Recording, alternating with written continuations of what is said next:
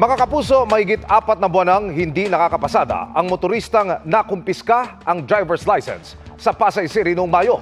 Nabayaran na raw niya ang multa pero hindi maibalik ang kanyang lisensyang nawawala umano. Inaksyonan niya ng inyong Kapuso Action Man.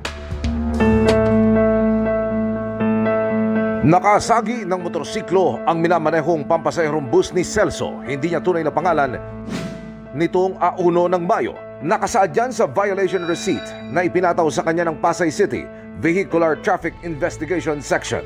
Kinuha po yung lisensya ko. Parehas kaming tinikitan.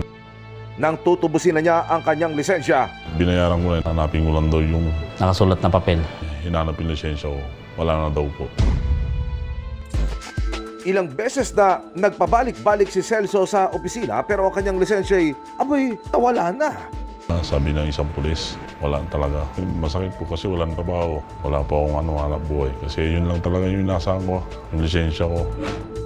Walang ibang hiling si Celso lalo't mahigit 4 na buwan na siyang hindi nakakabiyahe. Gusto kong mangyari, makuha yung lisensya ko kung nasaan.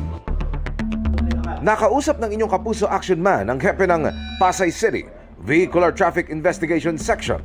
Wala kasi sa amin na yung lisensya at that time, ma'am, kasi sa amin investigation lang. After nang tinikitan ng tanang investigador namin dito sa office, ma'am, sa LGU na yun. Na-turn over na raw ng opisina ang nakumpiskang lisensya sa Redemption Center ng Luzon. Based doon sa affidavit nila, doon sa personnel nila, ma'am, nabigay sa kanya. Gusto sa inyo maayos lisensya ko, tapos ngayon kukunin ko, wala naman.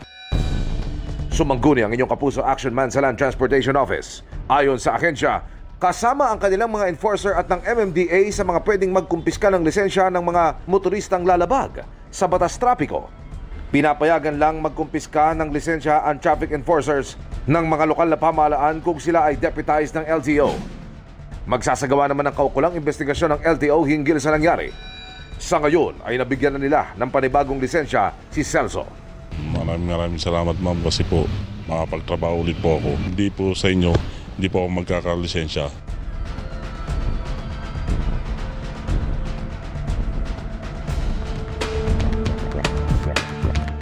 Mission accomplished tayo mga kapuso. Para sa inyong mga sumbong, pwedeng mag-message sa Kapuso Action Man Facebook page o magtungo sa GMA Action Center sa GMA Network Drive Corner, Samar Avenue, Diliman, Quezon City.